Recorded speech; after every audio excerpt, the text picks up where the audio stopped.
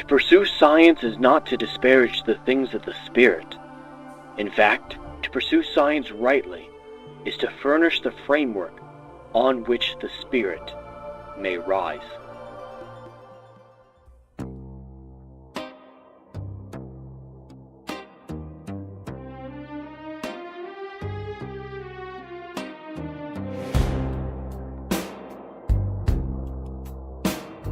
The engines hum, the stars away. The engines hum, the stars away. The accelerator in is pride for space to fold. Push our voyage past the sky. 10, 9, 8. Enriching quantum leap. Spin up, 6, 5. Wait for hottest constant. May God's love be with you.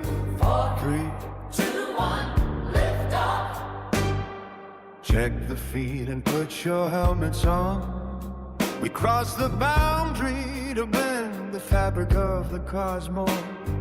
Now it's time to leave the cradle if you dare. We are travelers sitting in a tin can, far above the world. The earth is small and floating by.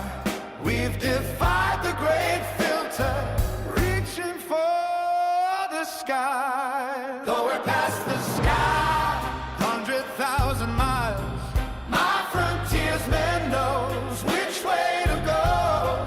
Tell the earth we love her very much. She knows.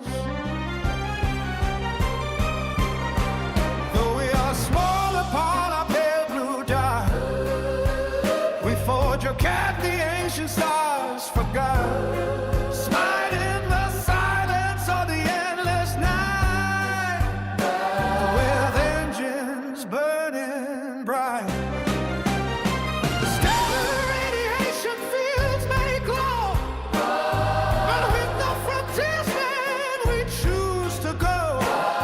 Receive the blessings of a boundless sky. He traced the reasons why. Oh, past the Oort cloud, 100,000 miles. The universe is wide, and there's nothing more that I can really say.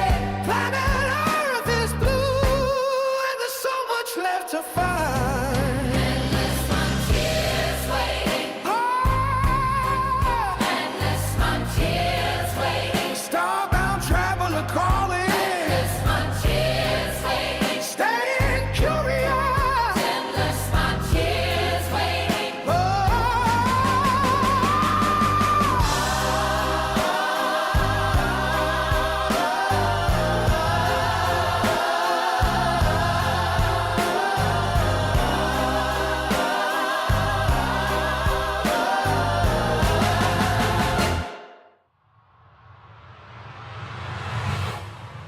Welcome aboard, my frontiersmen.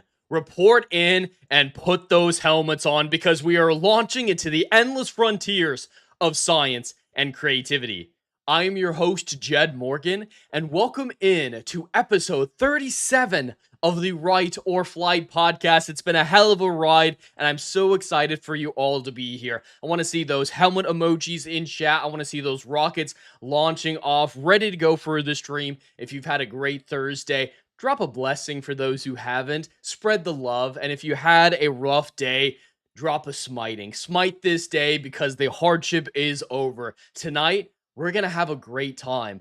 With the exception of one topic, and there are more topics than usual tonight, it's all positive, at least from my perspective, and I love when that's the case. I know the world can seem drab, I know the world can seem dark and depressing, but I want to highlight the beauty in it, the wondrous aspect of storytelling, science, deepening our understanding through the magic of curiosity. So when there's positive news, I love to prop it up. That's why there's an ethos to my book series. It's never dystopian. There might be aspects of the history that are dark. There might be chapters in it, stories where things get tough. But overall, it is a bright and shining future that we can all look forward to as we embark into the endless frontiers.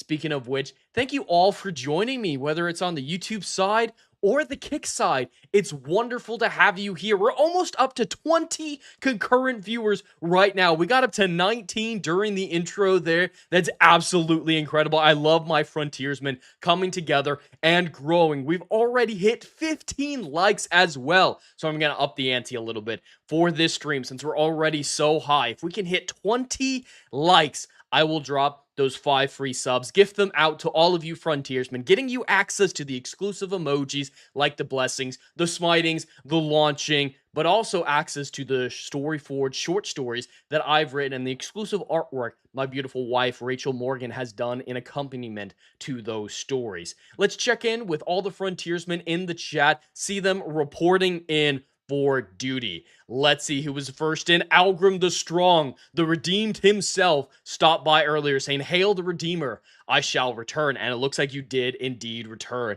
I raise a glass of my imperial whiskey to you, fair sir, Algrim. And Dash is here as well. Welcome in, Dash. Legatus, Legionist, the Mod Supreme is also here doing the Lord's work on both YouTube and Kick. It's great to have you here. You said the gift of flight. Well, Icarus had the gift of flight, and we all know how that ended. Well, we are definitely going to be talking about the gift of flight and the metaphor that I see with that when we get into the topic section.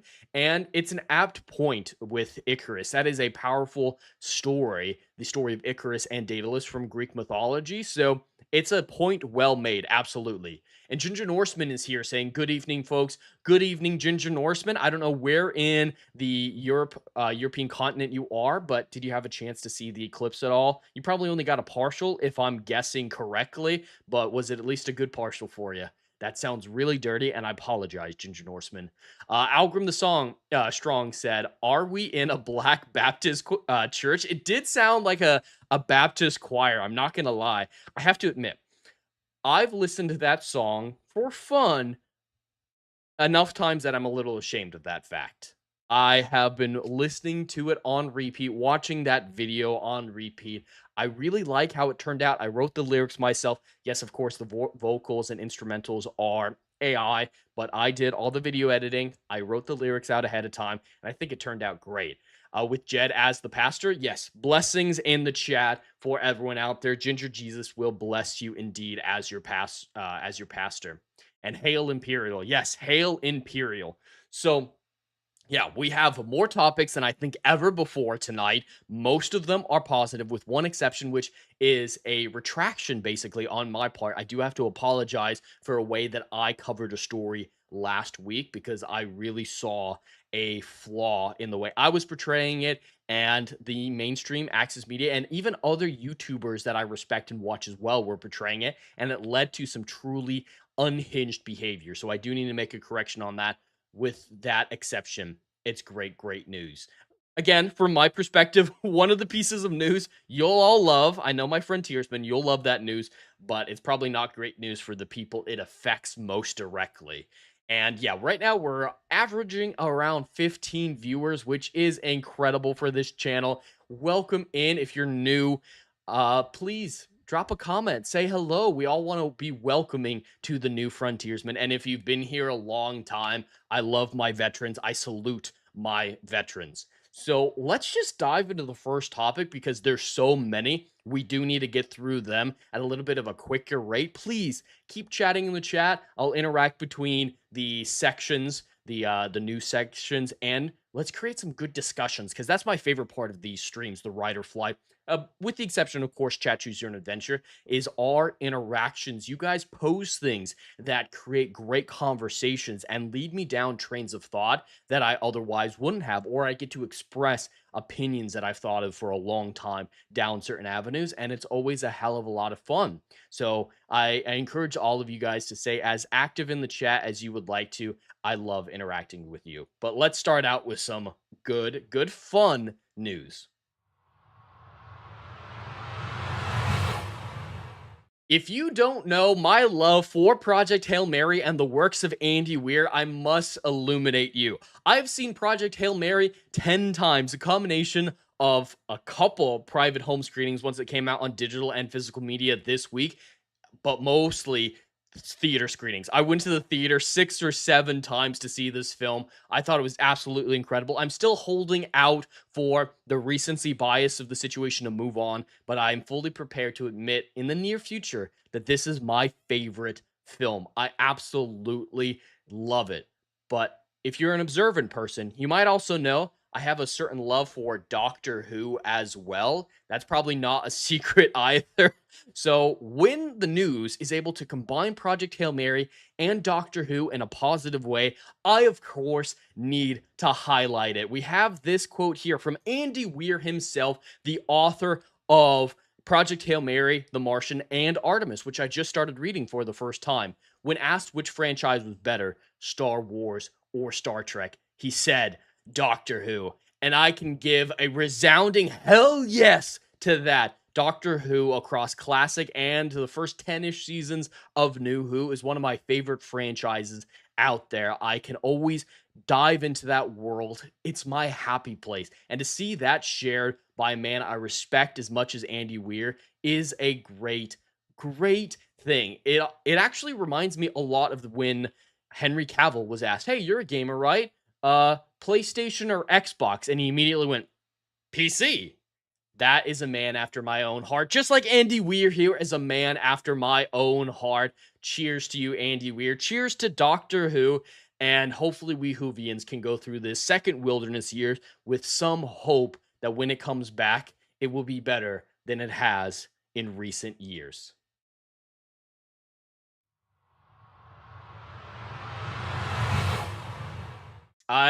I'm growing more fond of Andy Weir the more I hear about him. His interviews, the things he says, the way he thought through the stories of his books. Like Project Hail Mary, when he was designing the Iridian biology, he started with a planet and worked backwards. So he picked a planet near 40 Eridani and said, "All right, this is where I want Rocky to come from.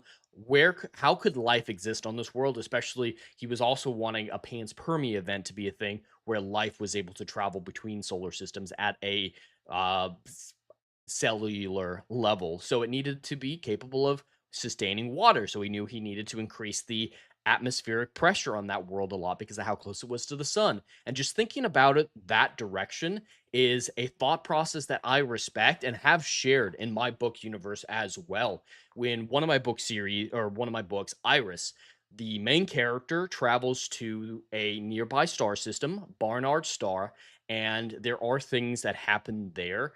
So I picked a real planet that we at least at the time thought was there. It's later been disproven that that planet wasn't exactly what we thought it was, but at the time I wrote it, we had this planet that we thought was there, and so I theorized what is the surface going to look like? What's the chemical composition we know? What's the environment going to be like? And worked from that reasonable understanding of our science at the time and expanded that into a fully fleshed out place to visit for astronauts to visit.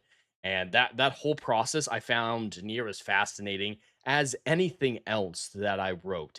Any other part of that book series. It was really intriguing to think about it from that perspective. I've done that with nearly every book in one form or another, and it's always interesting to me. It always piques my curiosity because the more curious I am, the more I feel like diving into something unexpected, unexplained, or something that I just don't know, the more passion I'm going to be able to put into my writing. And I believe the better stories that I tell, the more passionate I am, the more curious I am, the more realism I add to it without making it drab and dark and dreary and colorless like so many people who are aspiring to realism go to.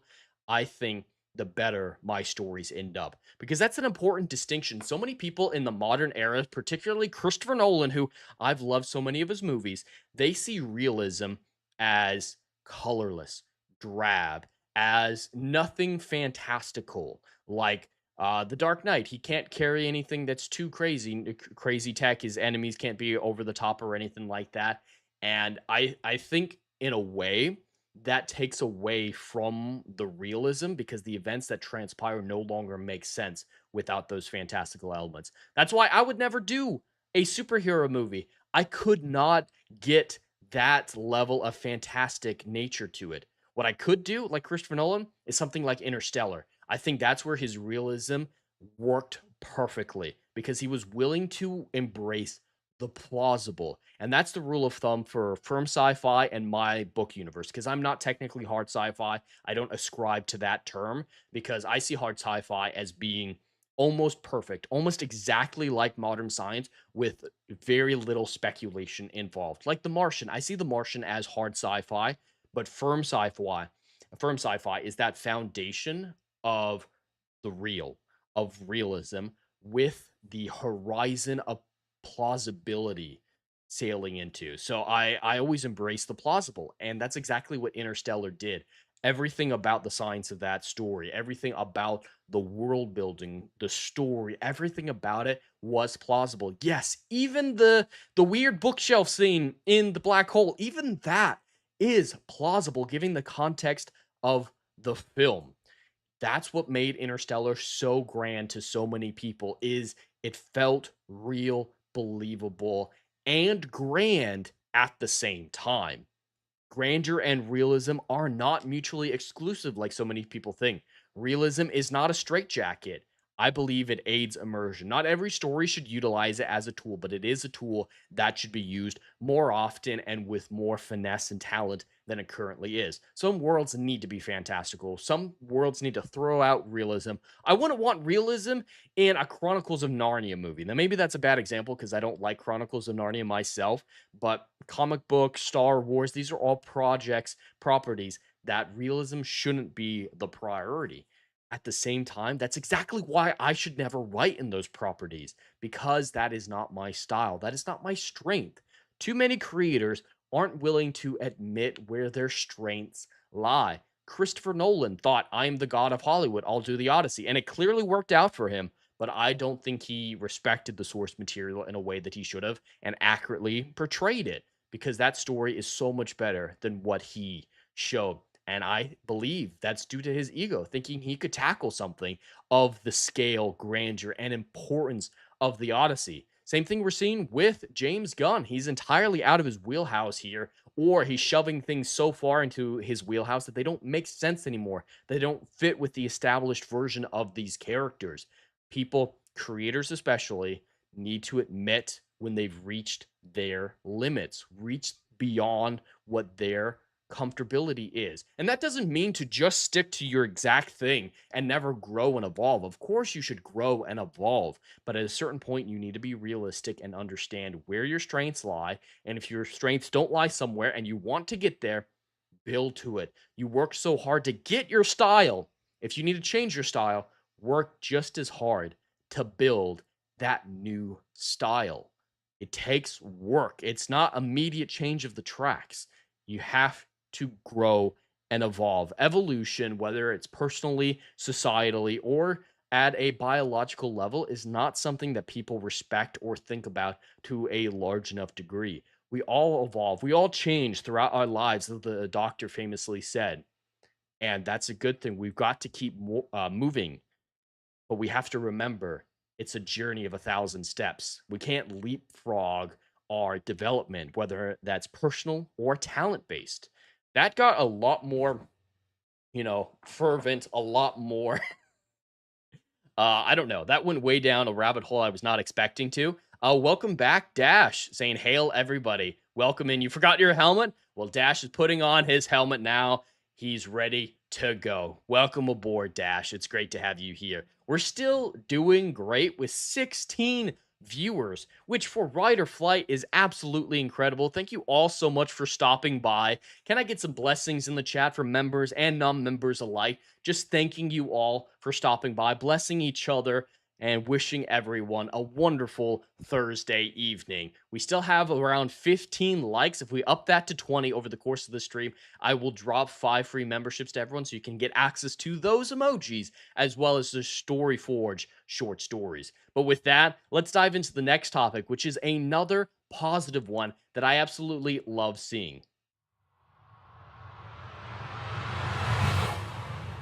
Throughout the majority of my life, astronomy has not been respected. If you're into astronomy, you're seen as a child. Oh, pat him on the head. He wants to be an astronaut when he grows up. And that's been the general view of it for so many years. It's entirely unlike it was 30 or more years ago when the fervor of the Apollo programs was pushing people's views beyond the horizons up into the endless sky. But now, some of that fervor, some of that passion for the final frontier is reawakening in society. We saw it wonderfully earlier this year with the Artemis 2 launch and everything surrounding it. But we're seeing it again with something like the solar eclipse that just passed over much of Europe, getting total occlusion in Spain. It's been a wonderful thing to see. So many people excited, so many people sharing images, so many people making memes of the solar eclipse. Solar eclipses are beautiful things, incredible things. We live in an era when the moon is right where it needs to be for perfect solar eclipses. I believe it's something like the Earth or the moon is 400 times smaller than the sun, and the sun is exactly 400 times farther than the Earth, or something insane like that, where the math just lines up perfectly. Now, that is not a permanent thing. Throughout the lifespan of the moon, it's been closer, it's been farther away. We'll lose this opportunity for perfect solar eclipses sometime in our distant future. So we must embrace it like we all have been doing. All I want to do now is share two of the most incredible pieces of video and photography that I saw from this solar eclipse. This is a professional skateboarder, an Olympic skateboarder, who managed to capture this incredible shot during the solar eclipse. And I have to give shout outs to the frontiersman in the chat, Dash himself, the loyalist of frontiersmen, for sending this to me so we could all view this incredible footage.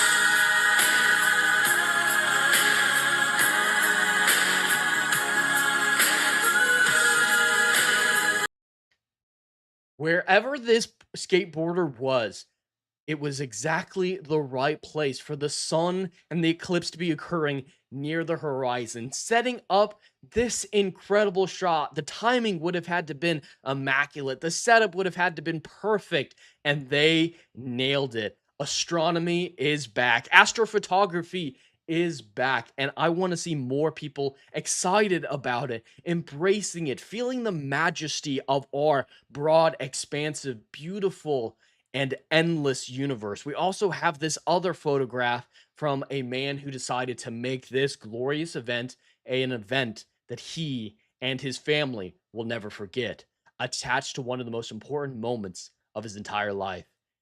This man surprised his girlfriend with the proposal at the moment of the eclipse as it rose above the horizon, above the sea.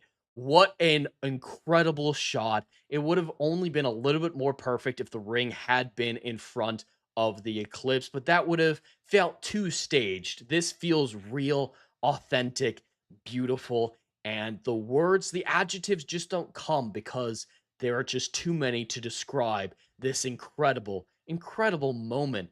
They won't forget this. They'll never forget the solar eclipse of 2026. These photos will live on in their family forever. And I absolutely love that people like this are involving the eclipse and involving astronomy into their daily lives, their most intimate and important moments.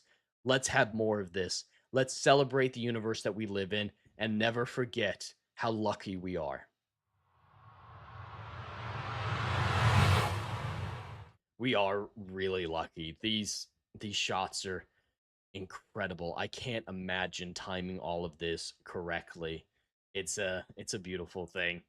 Let me see. Dash said, looks like everyone is liking the stream so far too. Good job. Yes, thank you for liking the stream, everyone. We're at 15 likes and 18 viewers. Thank you all for stopping by, new and old frontiersmen alike. If we can just get 5 more likes, I think we can do it. There's enough people here that we might be able to do it. If we can just get to 20 likes, I'll drop those free subs and we can celebrate the joining of the ranks of more frontiersmen. Algrim said, Dash was out defoliating, taking advantage of the impact of no sun for photosynthesis. Damn plants. He's always scheming, Algrim. Dash is always out there scheming. I'm glad you're staying on top of him, man. We all got to know what dastardly deeds D4 is up to. Legata said, I think when people see the word astronomy, they think astrology. Unfortunately, those words are interconnected, and everyone who practices astrology deserves to be mocked. There's no foundation of logic to that. There's no research. There's nothing. Oh, Mercury's in retrograde. Yeah, that's what happens when two bodies orbit in semicircular oval patterns around each other. One looks like it's going backwards occasionally, but it's not actually going backwards. They're flat earthers, astrologers. They're pretty close to me as being just nonsensical people that I can't believe our society has lasted with so many of them being involved in our society. Let me see. Dash is saying skateboarder. Hell yes. Algrim, they can't read either word. Talking about the astrologers, the people who get that confused. Dash also said their firstborn will be named Damien. Ooh, Damien's a good name. Damien's a very good name. I don't know if that's a reference to something. I'm gonna look it up. Damien, does that mean something to son? Damien's son. That's an actual person. So yeah, unfortunately, I'm not getting the reference that you're making, especially with the devil horns, but that'll be a good name.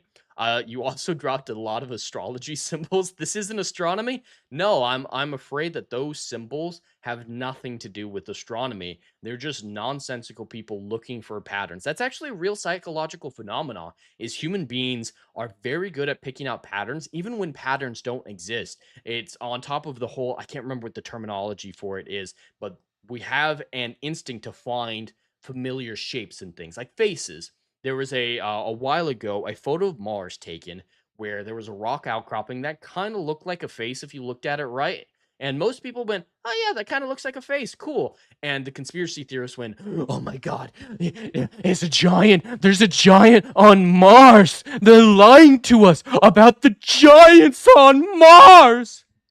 Yeah, it's just people finding patterns in rock formations. People have been doing that forever. Just look at how, like, you look up at the clouds. There's all these great scenes from movies where, like, oh yeah, that looks like a cat. Everyone's gone out and looked at the clouds and seen patterns in them, seen something incredible in the clouds. That doesn't mean that suddenly Gandhi's floating in the sky just because you see some spectacle looking clouds. It's just a pattern. It's fine. It's okay. Just go, that's kind of cool, and move on with your damn life. A pattern isn't proof, especially when there's no evidence to back it. It's just merely a visual pattern. It's not a pattern of evidence. That's an entirely other thing. It's a pattern of visual clues. I've been holding that in for a while, I think. Legatus, light from hundreds of light years away can affect you today. BS. Yeah, we're looking into the past. All the stars around us don't exist the way that we see them now. We're glimpsing into the past. So that's like saying your ancestors could have impact on you today rather than a continued effect. It doesn't make any sense. Dash, but Jed, the astronomical signs and constellations share names. Oh wow, it's almost like someone designed astrology to take advantage of dumb people using real constellations. Maybe I have more deep-seated feelings about astrology than I thought I did because I wasn't expecting this much emotion from something like astrology tonight. Uh, Got to be completely honest about that. Did not know those rants were in me, and I really hope Dash didn't have his finger on the record button or on the clip button because there were some good ones that he could. He's always clipping the craziest shit. All right, so we are moving through these topics very quickly. We're about 35 minutes in, and we're through the first two. Those are, to be fair, the quickest two. The next two are going to be a little bit longer, so we can dive into this one. I decided to put the retraction here in the middle because of how important it was, and I wanted to build up to it with happy stuff and come down from it with happy stuff as well. So we still got some great things after it. Let's dive into the unfortunate topic of the evening. I must admit, I must admit that I was wrong. I portrayed a story last week in a way that I shouldn't have. I do have excuses the excuses were the access and mainstream media were portraying it in a way, and I took it at face value. I trusted the access and mainstream media, something you should never do. I also trusted the YouTubers that I liked and the way that they were portraying the story from last week. That story being SpaceX's Falcon 9 wasn't the first rocket to crash into the moon. Here's a rundown. So there was a rocket, an upper stage Falcon 9 capsule. I can't remember, an upper stage Falcon rocket that crash landed into the moon last week. I stayed up late. Oh my God, I stayed up late to catch a view of it on my telescope because space.com, as well as everybody else that I was watching, was saying, hey, the ejecta plume, not the impact itself, the ejecta plume may be visible by amateur astronomers. I took that at face value. Now, as Dash rightfully pointed out when we talked about last week, there have been more impacts on the moon over the years. This wasn't the first one, obviously. We've talked about that. And here, if this article is kind of doing a retraction as well, talking about all these impacts on the moon. I was aware of other impacts. I didn't think they were as common as they actually are, but the reason I thought this was different because of the way it was being highlighted, the fact that we would be able to see the ejecta plume. It was going to be on the light side of the moon at a particular area near the horizon from our perspective so that we could view it easily. That's how it was portrayed to me, and that's how I portrayed it to all of you. I need to make that retraction. As it turns out, there is absolutely zero possibility of myself or any other amateur astronomers from catching a view of this. The ejecta plume was nowhere near as big as we thought it was going to be. It was a nothing burger event, exactly how SpaceX and NASA treated it, because none of them were covering the event that night. None of them were posting updates on it because they knew it was a nothing burger. I wish they would have come and disillusioned some people who were under the impression that it would be a big, impactful moment. It wasn't what I thought it would be. It wasn't what they said it was going to be. And it isn't the absolute proof that we've been to the moon or are capable of going to the moon like I hoped it would be. Now, the reason I've gone into this and done more than a passing comment saying, hey, yeah, I was wrong, sorry about that, guys, is because of the response of some people to this news about a SpaceX upper stage crashing in to the surface of the moon. There have been reactions like mine who were excited about it, who were misinformed, but eventually let it go. But the reactions I want to dive into are exemplified by this tweet by Bug Girl. Just real quick, an abandoned SpaceX rocket traveling at 5,400 miles per hour is expected to crash into the moon, leaving a crater with a diameter of around 17 miles. The collision is expected to take place today at 7:30 BST. That was in the morning British Standard Time, I believe. So this tweet is rather innocuous, so I have to give credit to Pop Base for portraying things relatively accurately. He made no promises of viewing it. The issue is so many people were hyping this up without the proper context that idiots with hate boners for Elon Musk got their hands on this story without the proper information. This Twitter account tweeted, the kind of cartoonish evil entitlement you must have to think you could just destroy our moon, everyone's moon, the moon humans have looked up at and admired for thousands of years. Who the fuck are you to flippantly blemish our moon forever? Yes, this is not a single example. I was seeing tons of these after the impact. I didn't see a whole lot of them before. But afterwards, I definitely started seeing them. And it gets crazier. I'm not going to read this reply tweet from this person, but it got pretty bad. It got really, really bad from this person. So insane people like this thinking Elon Musk was just defacing our moon for the hell of it, were out there tweeting up a storm because people like me were misinformed and didn't do the due diligence to get the accurate information out there to all of you. That is my fault and the fault of people like me. People like this had fuel. So I do need to absolutely apologize for not doing enough research into this topic. And they're not backing down. If you look at the comments, they think it's okay. They think that they're right and they won't back down even with the context. So of course there's that aspect. Crazy is gonna crazy. Crazy is just gonna do whatever it wants to do. But we fueled the crazy fire. I just wanted to end off by saying SpaceX's rocket impact crater on the moon spied by Korean lunar orbiter.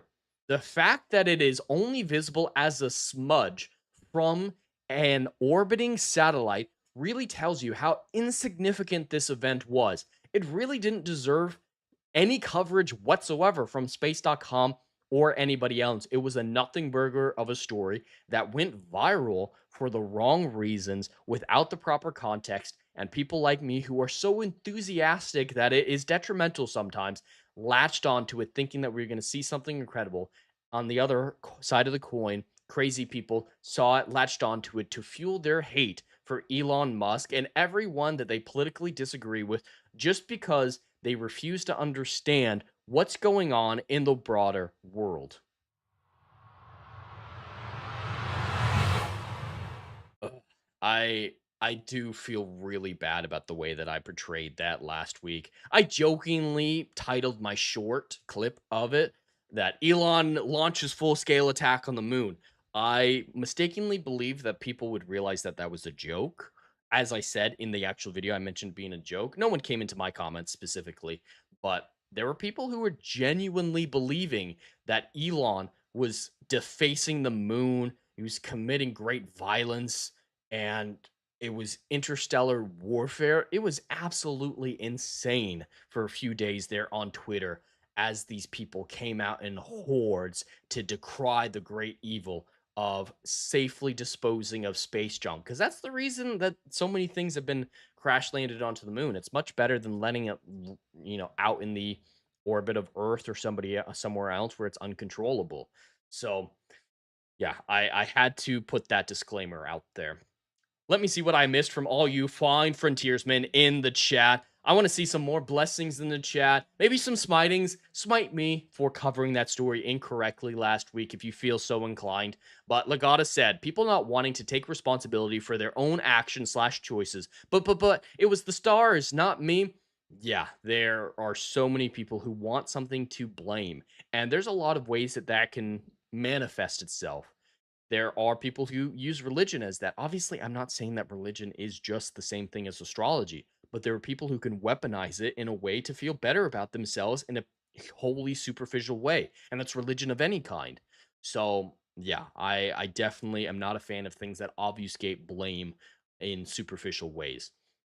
Dash says, you guys were able to hear the dog. Yes, Siri was at the door. She did not like some of the things that I was saying. Maybe she didn't like the SJW voice I had there, but Dash is going to have a freaking field day with the clips today. I've been doing some weird shit.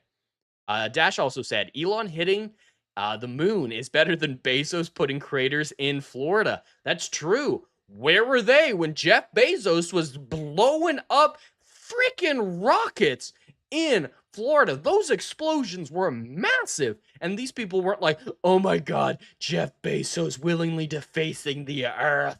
Yeah. No, because they don't care about him beyond the fact that he's a billionaire and they hate billionaires. And of course, it's Florida, so they don't give a shit about Florida. It's a lot of double standards. Absolutely. The goddess also said, yet the fireworks boom bozo created was instant meme worthy. Yes, the fireworks boom bozo. I really like that. Should we call Jeff Bezos the fireworks boom bozo forever? I think that needs to be his new name going forward. Dash said, Legatus, you're right. Elon needs to up his moon attack game. Just go all in. Maybe that's what he should do. Is Elon just embrace the meme of it? And it's like, you know about lunar mass drivers? You know how they work? Well, I'm going to fire I'm going to use mass drivers to send stuff to the moon now, just to have it crash. And obviously that's what should be going on if you can somehow set that up, because mass drivers don't make as much sense in Earth orbit, or obviously not on Earth itself. But if you could figure out a way to do it just to make fun of these people, that would be hilarious. Dash dropped some smitings and some blessings. Thank you, Dash. You smote me for my mistakes, but blessed me to continue on. I appreciate that, man. And yes, another clip from me. Well, we're doing absolutely fantastic, moving on at a great pace despite how many topics that we have today. We have one more meaty one more tiny one, and I do intend on doing the chat choose your own adventure segment at the end of this stream as long as you're all feeling it. As always, it depends on if you guys are in a creative mood. If you guys aren't feeling it, I won't get the input that I need to really flush out the story, and it won't be fun for any of us. So please drop in the chat throughout the rest of the stream whether or not you're feeling like it. I'm ready. I'm good to go. So it's all up to you guys. For this week, I've been thinking I'm going to try to stream some Pragmata tomorrow night if I can before tryhards. I don't know what the plan is with tryhards because Adam's been a bit incommunicado. His moves going on, and that's, taking up so much of his time and effort. But I don't know if he's going to be there. And if he's not going to be there, will Dermy want to do it? And by extension, will we be doing drive-in this weekend, roundtable this weekend, and lantern sometime next week, perhaps? I really don't know what the plan is, and it all revolves around Adam, and he's rightfully too busy right now to have anything to say. So I'll probably stream some Pragmata, try to knock it out. I will be streaming Blood of the Dawn Walker next month at the beginning of September. With how fast we're going through Pragmata, we might need to find an intermediary game, at least something that we don't care about stopping partway through. I'll have to think about that, what qualifies. Maybe Mass Effect 2, but that one's a lot more story in depth than Mass Effect 1, and I wouldn't want to break up that momentum necessarily. So I'll have to think about that. So expect some Pragmata in the future. Dash says, we need to know how Grogu is settling into the new digs. Yeah, how's his son? How's Adam the Renaissance nerd's son? I'm sure he's loving his new closet. It's a new month, so has he lost a new appendage yet? I think that might be something going on. Algrim says, just don't stream your stigmata. Yes, I can promise you, I will not be streaming anything quite like that on this channel at any time. That is not that's not gonna work. Oh wow. Dermy's messaging me something might be wrong. I don't know the details. Let me just respond to him really quickly. I don't know.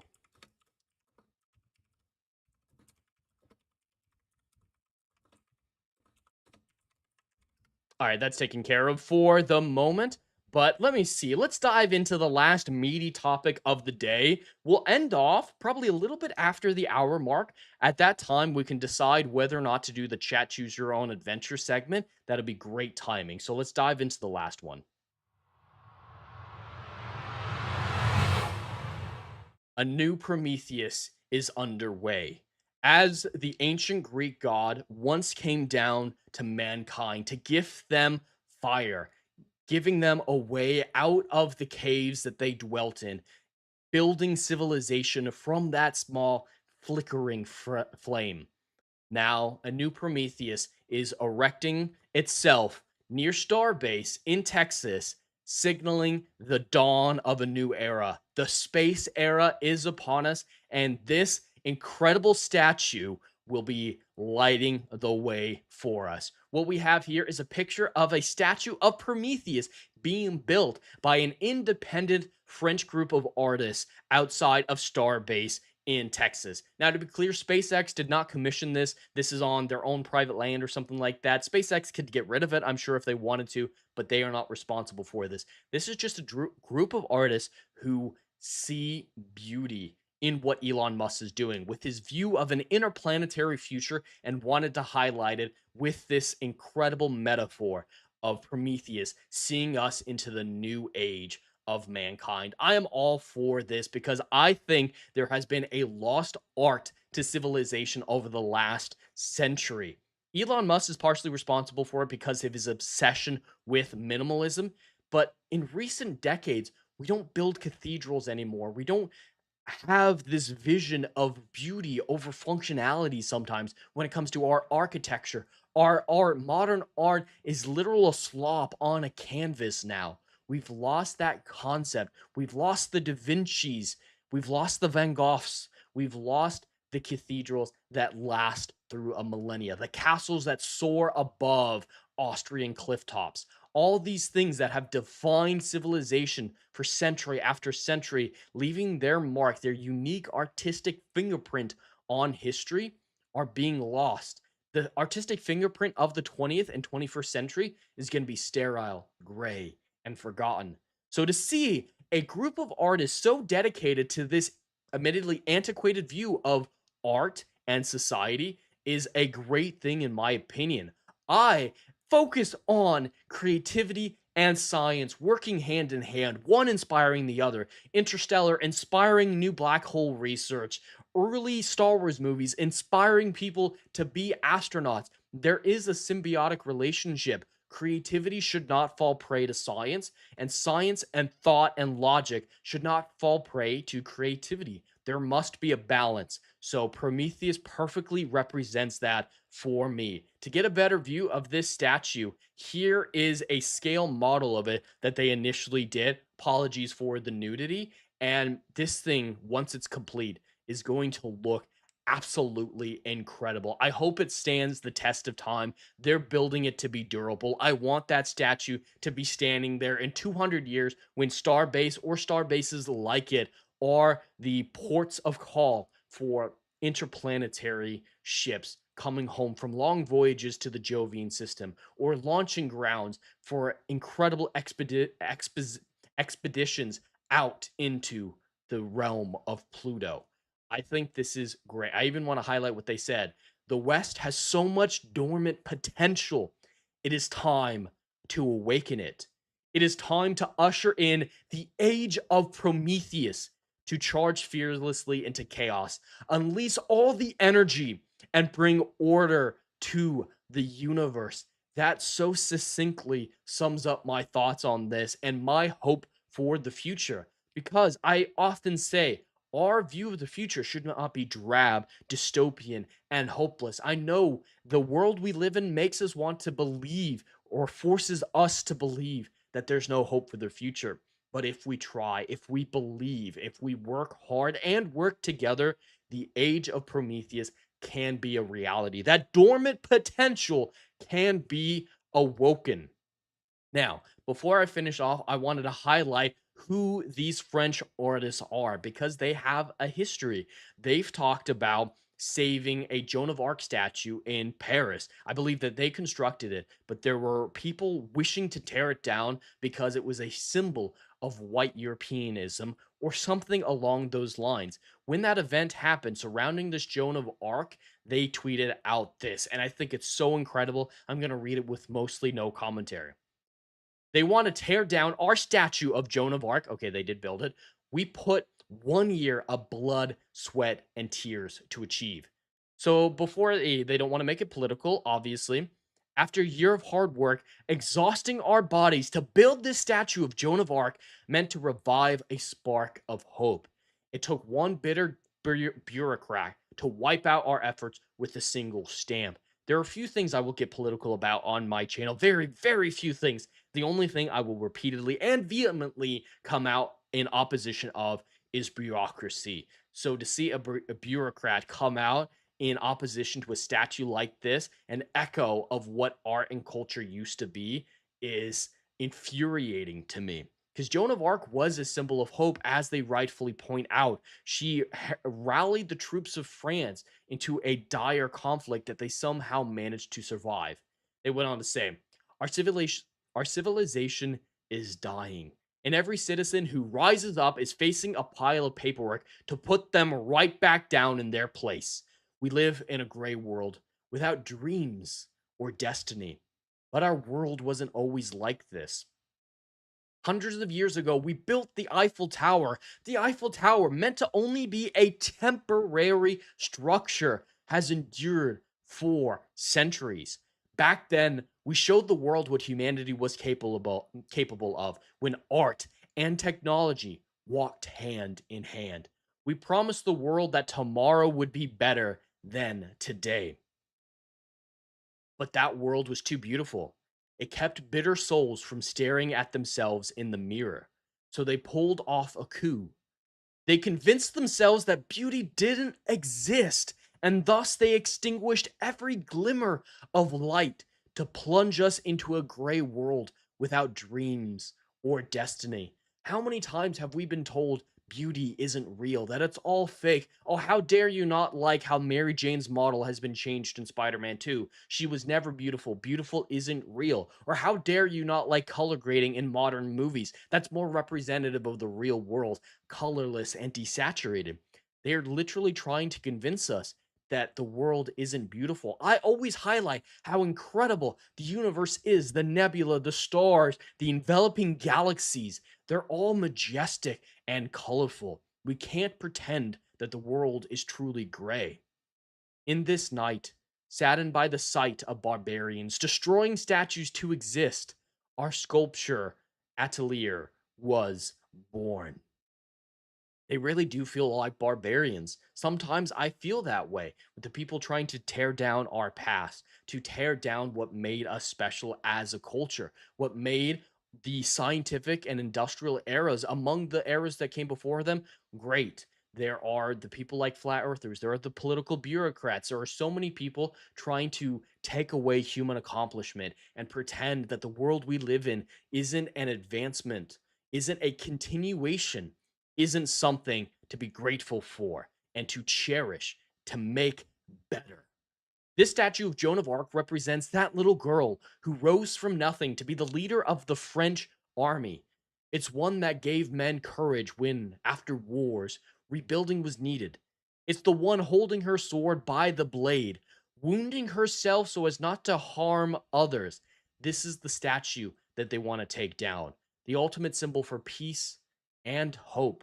Irony of the story, lamenting the lack of competence in creating this statue, the competition in creating the statue. The resentful now want us dead. The last atelier in France capable of building such a beautiful statue. If these same souls hadn't devoted themselves to destroying every traces of beauty in the world, they might have found multiple workshops for a fair request for their proposals. They're going a little bit into detail here, but I still want to finish out these thoughts. As J.R.R. Tolkien famously said, evil can never create, it can only destroy. And that seems more apt in our era than ever before. This statue belongs to the people. It reminded them about the constellation of the dead watching over us, and those stars bear witness to this statue's destiny. Our atelier, over the course of a year, gave its all to create this statue. Our work is finished, and now the statue belongs to the people. But if we do nothing, it will be torn down. The time has come to fight, to save this statue, and more importantly, to restore hope. We must fight.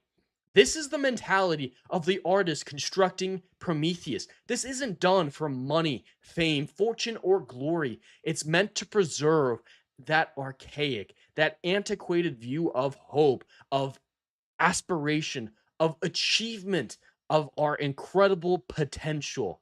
And I think that is an incredible thing that we should highlight. I want these Prometheus statues everywhere. I want them at the Kennedy Space Center. I want statues with this meaning in every town and square. Have other people do it, have it do it in other styles, but we need to remember our artistic roots, because without an edified soul, we accomplish nothing.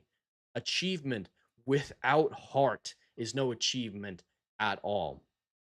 I think that is an important thing to remember. If we all live in sterile buildings, all clear-cut cubes with no color whatsoever, the human soul is diminished. Minimalism is the death of creativity, and the death of creativity is the death of the human spirit. Without that, all achievement falls by the wayside.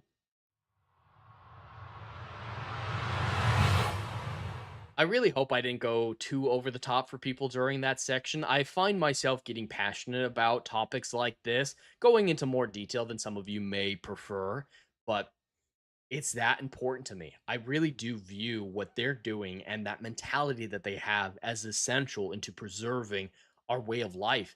The point of existence is lost without views like that. Let me see. Checking in. Legata said, no Dermy stream, yet Dermy's effect still hits. Yes, it's not Dermy stream, but his effect always hits. Dermy is within us all. The back taco king is always here. Dr. Rachel says, hey, nerd. Hey, Dr. Rachel. Welcome in. I want to see some blessings in the chat welcoming Dr. Rachel in. Dash says, bless the new Prometheus. Yes, bless that Prometheus. Hopefully, it will stand true, stand firm, and stand strong. Dr. Rachel said, oh God, this isn't a statue of Nolan, is it? I know we joked about it in the last Rider flight, but they didn't actually do it right. Thankfully, no, he is not the new Prometheus. Elon Musk might be, and that'll piss off some people thinking that he's trying to blow up the moon.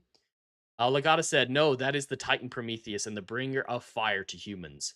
Yes, Prometheus. He has a great, great story. An important one. Dash says his Winky is gold from a smelting accident. What? His Winky is gold. I tried to read that as Pinky the first time I saw it, and it's like, wait, no, that's definitely Winky. Is that Wiener? Yeah, Dash just completely broke me with that Winkle joke. But and as Legatus pointed out earlier, Icarus is another Greek metaphor to remember, another Greek parable to remember when it comes to this. Yes, Prometheus is giving us the gift of flight this time around rather than the gift of fire, the gift of reaching into the cosmos. But we can fly too high. We can have our reach exceed our grasp. Our ego can outpace our potential. So we need to, temper imagination, temper exploration, temper goals with a little bit of realism. Always be a little realistic in your dreaming. Legatus, many he is the happy prince. Maybe he is the happy prince. Dash said the Eiffel Tower must come down. They didn't get HOA approval. The HOA comes for us all, no matter who you are. No king or peasant can hide from the gaze of the HOA. The Karens shall rule us all. Algrim said, easier for the troglodytes to tear down the greatness of others than to build anything for themselves. Absolutely true. It's always easier to destroy than create. Dash said, when the HOA denied a 50-foot flagpole, Trump built a 20-foot hill to put a 30-foot flagpole on. Now, that is pettiness that I can appreciate, especially against the HOA. I would find any loophole just to screw with those hags. And yes, I'm assuming that they're all female. Shoot me. Smite me. Algrim, the French actually make great whiskey as well, at least until the monsters get to that too. I have never had French whiskey. I will have to try that. I had no idea they had a reputation for solid whiskey. I'm a fan of whiskey, wherever it comes from. I prefer Scotch, of course, but give me a good whiskey and I'll be happy. Dash said, the vandalization of history is smite-worthy. Smite, smite, smite. Yes, smite those who would destroy history, vandalize it, and erase it. So many people trying to erase history or just see everything in the most negative context that they possibly can. Some blessings for Dr. Rachel. Yes, hell yes. Dash said Jed hasn't seen the Austin Powers movies. I have. I have seen the Austin Powers movies once, maybe twice. I'm not a fan of them. So if Damien was a reference to the Austin Powers movie or something else that you said was a reference to them, I missed it. I did miss it. I'm sorry. I have seen those movies though. I'm just not a huge fan of them. It just doesn't work for me. Comedy, I think, among more so than nearly any type of story, other type of storytelling, is subjective, and it just doesn't work for me. Legatus said, just like how I once read a story when they wanted to remove the Little Mermaid statues as it was bare-breasted. Oh my, what art, cultural haters. Yeah, I don't think there's anything wrong with ancient nudity. It's all about how it's portrayed. There is something beautiful about the human form. I don't have any problems with Greek statues of naked men or naked women because it was showing the grandeur of peak physical appearance, and there was beauty in that. It wasn't sexualized. So yeah, I see no reason to censor stuff like that.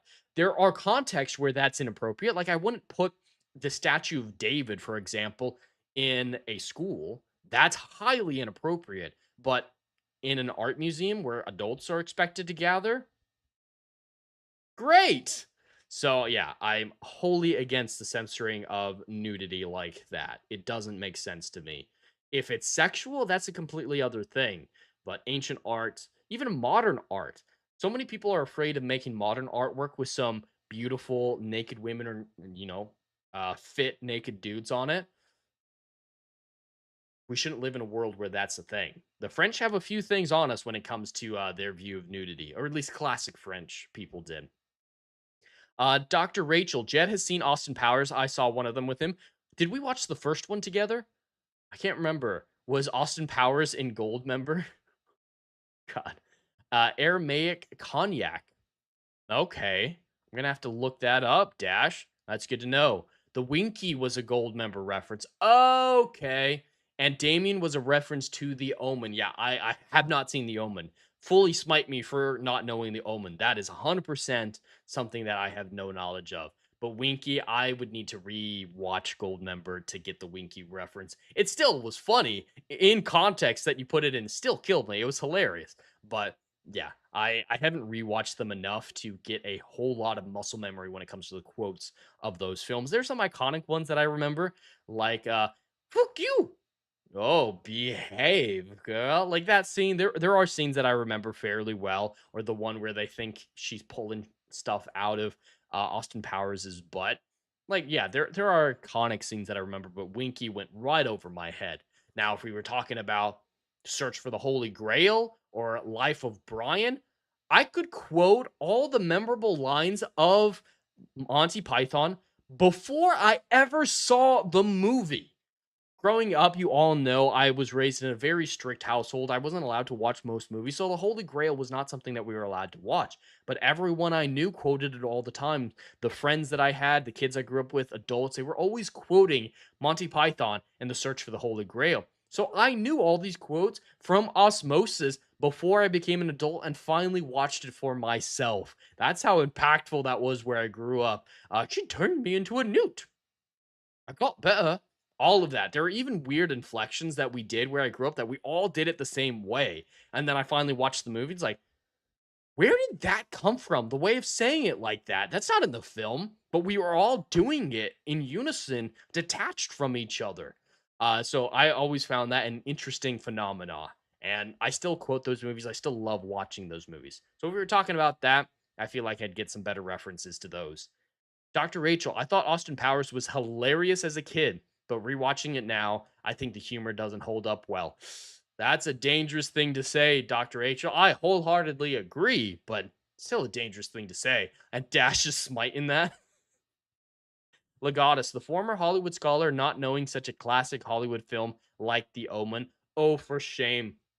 That actually highlights one of the many reasons I decided to rebrand this channel is a lot of people expected me to be an expert when they heard that I was called Hollywood Scholar. And as the actual definition of Hollywood Scholar says, or Scholar says, and as I would have to constantly tell people, which became annoying, scholar means student of or one who studies. I just was studying Hollywood. I was studying old movies. I was building this understanding through Saturday Night Drive-In. That was the point of the name.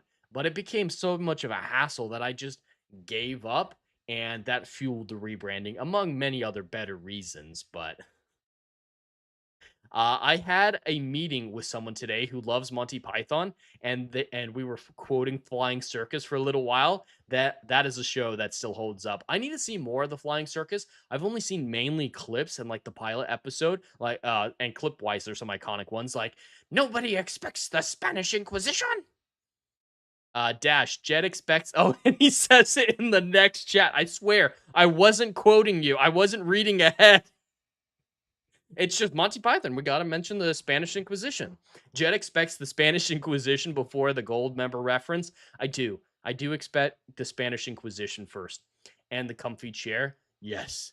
And the comfy chair. I always think of comfy chairs as Doctor Who, actually. Matt Smith's first episode that he filmed, most people don't know, or two-parter that he filmed, was the Time of the Angels.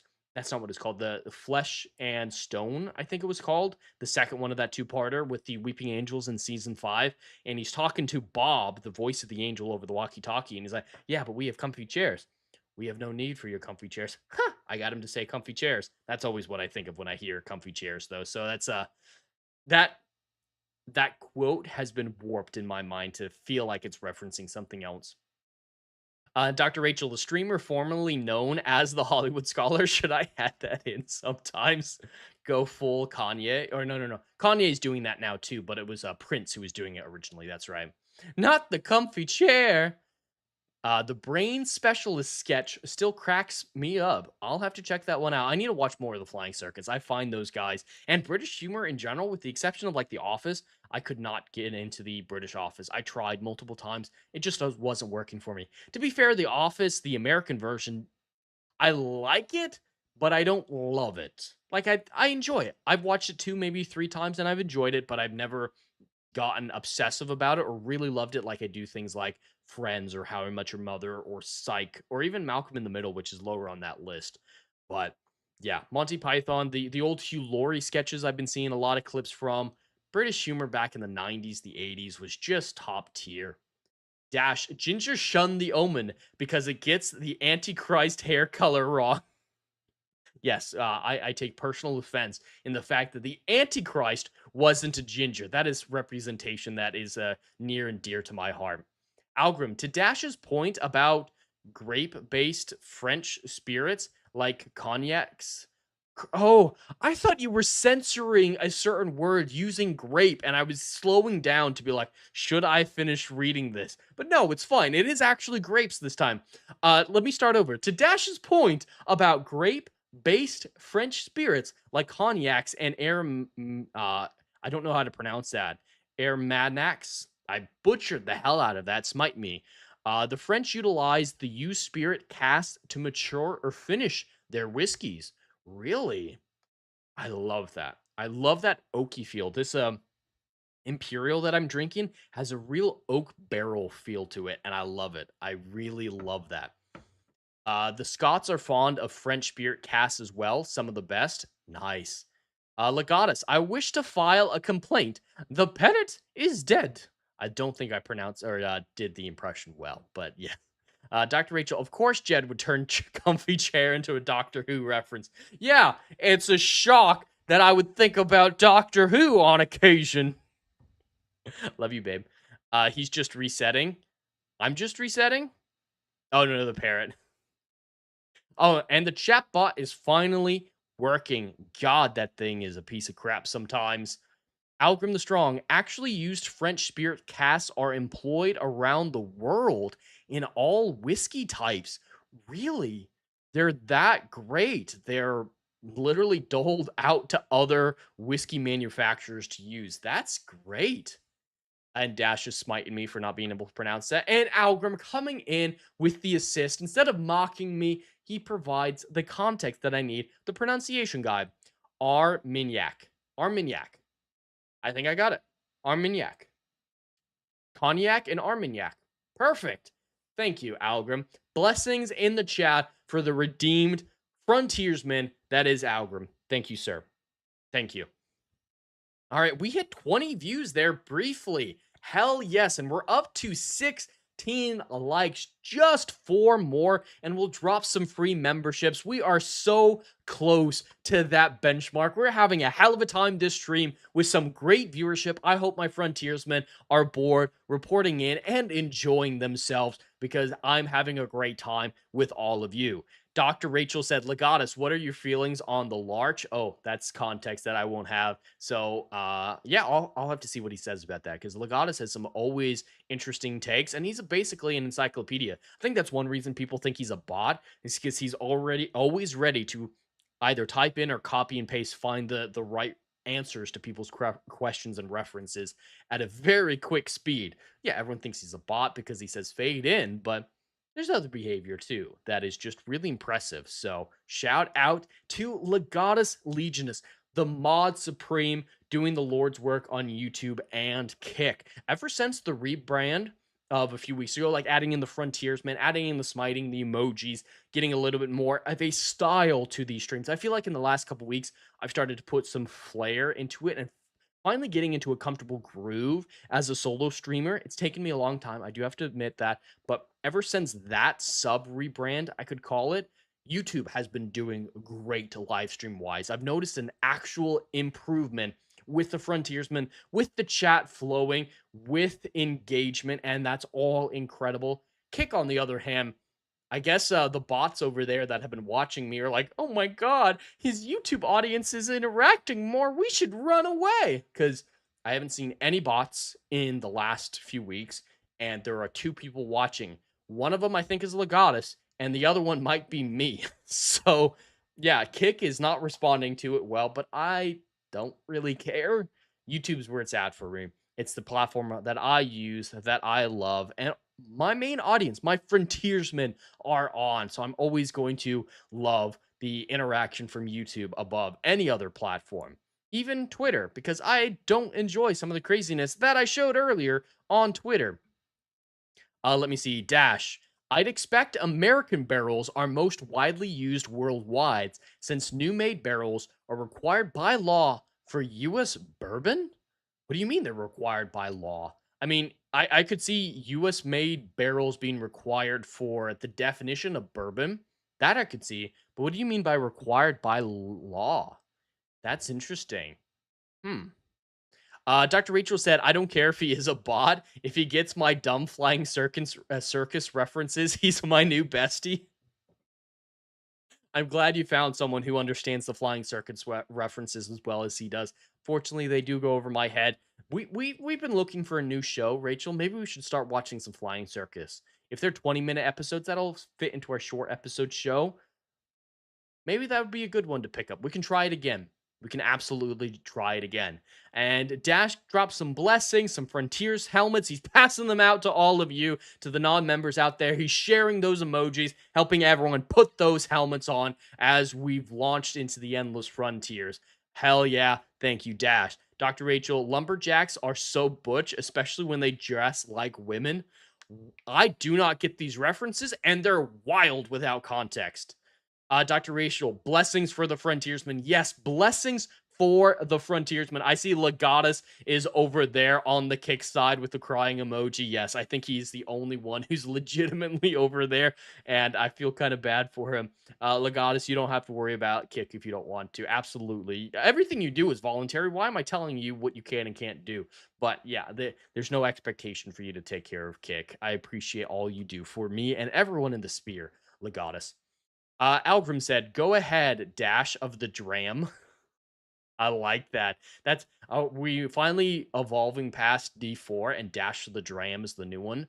Is as a Scottish-looking person who loves that part of my heritage and wants to go back and enjoys a good Scotch, a Dash of the Dram just that feels epic in a way that I approve. Dash says it can't be called bourbon in the US if it's used it's from a used barrel. New barrels only. Lots of rules. Okay, so it is about the definition being called bourbon that's a requirement. That makes sense. Absolutely. Algrim, tell him.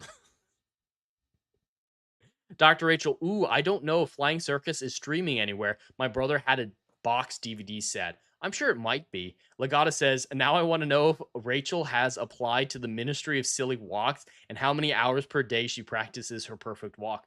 I can attest that she practices weekly. Absolutely weekly. So she's a little out of practice, but she's got it down. She's figured it out. A dash has gone over, or underscore times 2 has gone over to Kick to drop some B's. He's dropping them B's, yo.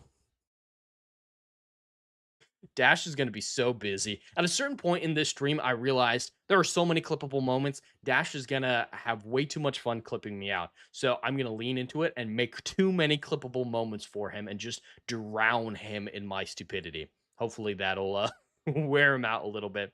Dr. Rachel, I have indeed practiced a silly walk, but it wasn't silly enough for the ministry. I'm sorry, babe. I know that was your lifelong dream.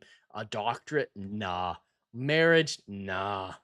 It was all about the ministry of the silly walks for you. Algrim said, Dash is usurping my whiskey expertise. I fear being defoliated. Thus my attempt to placate him with Dash of the Dram. Algrim, you got plenty of other things. You got your Dr. Doomness as well. You're not just a whiskey man. And Dash, he is a man of many talents. A jack of all topics. He'll move on. He'll flit like a bee to something new. Dash, I've already got a good Jed B clip. I actually downloaded that today because you guys, we talked about it last week, the idea of having a clip section, a reel of clips to transition into Chat Choose Your Own Adventure. And what better way to find all my best old clips than just going through Discord and downloading everything that Dash has put on there? So I've got the Jed B clip and all the other ones that you posted over the last few months, and I'm going to be putting something together for last week. This week I was mainly focused on that Starbound song. I really like that Starbound song way more than I should. I've listened to it on my own too many times. I'm trying to add it to my Spotify playlist. It might be a bit excessive, but I actually love that song. But we're at an hour and 20 minutes, a little bit later on than I was planning on getting to the last topic. So let's dive into the last one. This one will be ridiculously short because it's more to point and laugh at something than anything else. Netflix's The Witcher TV series has been in dire straits for years, even before Henry Cavill abdicated the role in favor of Liam Hemsworth taking over the mantle. The writing has been decreasing steadily since the very first episode, at least in my opinion. As a book fan, as a game fan, I was not a fan of anything that the TV show was doing. I saw it as butchering the lore, butchering these characters. So to see that season 5 of The Witcher has been delayed until next year warms my heart. My Witcher fan heart is thrilled by this news because I can only take so much torture from this franchise. Seasons 4 and 5 were originally going to be filmed back to back last year or the year before. Unfortunately, Liam Hemsworth was injured, so they had to push out the filming of season 5 a little bit. The reports were still that it was going to come out this year in 2026. I didn't believe it, however. I firmly thought that was an unlikely occurrence, especially because we're in July now. We haven't even gotten a first teaser for it.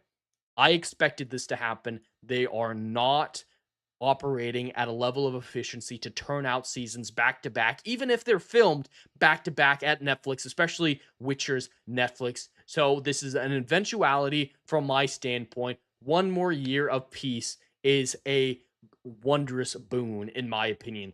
But no more than that. Please, no more delays after that, because this means the end. Season 5 coming out signals the end of at least the mainline Witcher TV show, and the spin-offs have failed time and time again, so Netflix will most likely lay this franchise to rest, leaving it in the hands of CD Projekt Red. Now, will they be handling it well in the future? That is absolutely up for debate at this moment until we find out more from The Witcher 4. But at least for right now, Witcher fans in 2026 will not have to suffer any negative content in the Witcher universe. They only get the Crossroads of Ravens, the new book by Andrzej Sapkowski, which was a positive addition to the franchise.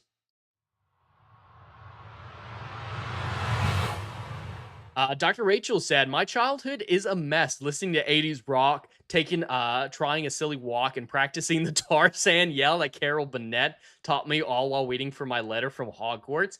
Yeah, you lived at a very transitional period. The late 90s were kind of an amalgamation of things. The early 2000s, I think I guessed that year wrong. I'm sorry, I guessed the year wrong. But, that era is, it was a big transitional era.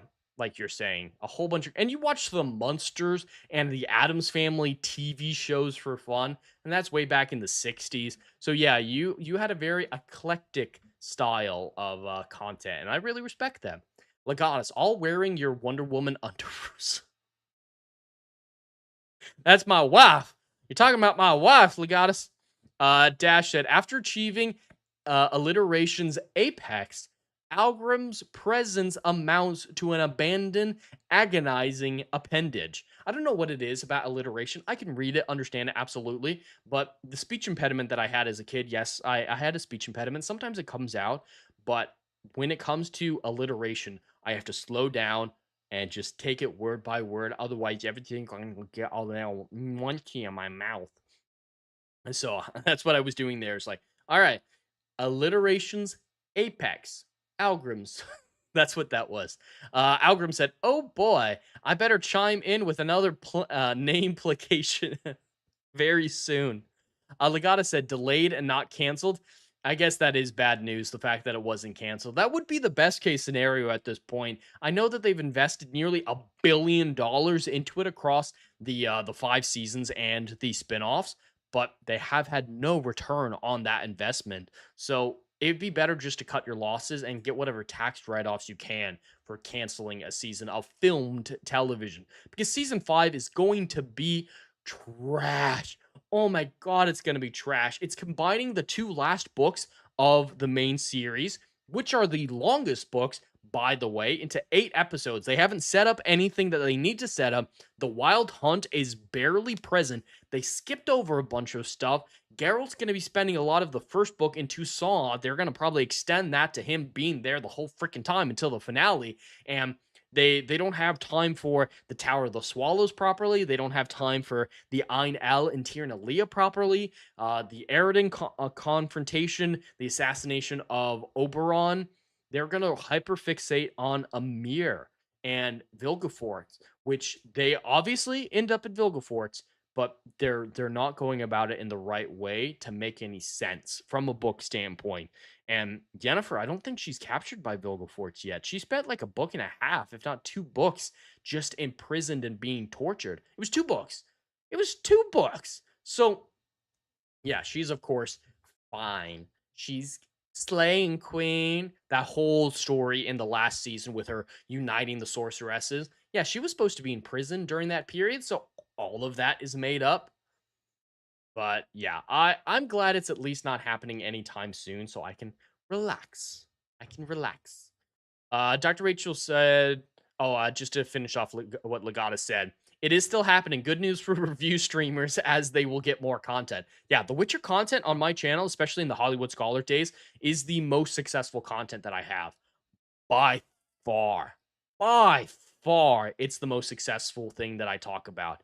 And that even when I was doing my kind of away from YouTube phase in the last few years of Hollywood Scholar, I come back to Sirens of the Deep or season 4, and it still picks up and does well. So Witcher is always beneficial on my channel. I don't know if that's still going to be the case after the rebrand, if the Endless Frontier aspect of that killed the Witcher aspect, but it will make good content when it eventually comes out, because there are a few franchises that I can rage about, like I can rage about The Witcher, and that makes it YouTube, at least for some. Dr. Rachel, I did Adam's Family show was the best. I know you love the Adams Family. Legatus, absolutely not. I had Spice Girls, Peach Spice Girls, and I know you're heartbroken that CW show was never made. That live action adult Spice Girls show that eats you up inside, babe. It's painful, painful. Dash says gingers don't have a speech impediment. It's the forked tongues.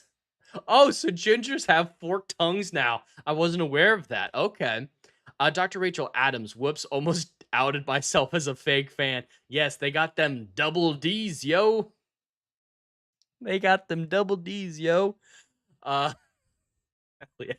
Well, we are still sticking with some great viewership. Almost 20 viewers concurrently. With that, we haven't grown above that. So maybe the 20 views, the 20 likes, excuse me, is a far-fetched goal at this point. We're still pushing towards that. Hopefully, we can get the final 3 likes to get to 20 likes. Hopefully, there are enough people out there who are enjoying this content, who want to be new frontiersmen, who will hit that like button. But that brings us to the end of the news segment. How is everyone feeling about Chat Choose Your Own Adventure? Are you feeling motivated? Are you feeling creative? Are you feeling like you're motivated to torture me? Because that's usually what you guys attempt to do. But yeah, just trying to gauge what you guys are feeling. I'm up for it if you are, but we have been going for an hour and a half. I think that's long enough to call it quits if you guys want to. It's entirely up to the chat. And this isn't about super chats, obviously. I've taken so much input from the chat itself, so that's more what I'm talking about than anything else. A pen or launch, choose your fates, chat. Yeah, are we going to do chat choose your own adventure, or are we going to launch out into our private missions, our private expeditions? Let's drop some opinions in the chat and see what you guys are thinking. But while you do that, yeah, I'm putting together a clip section for the opening of Storyforge. It might not be wholly about Storyforge. There'll probably be clips from other aspects of Rider Flight and gaming streams and stuff like that.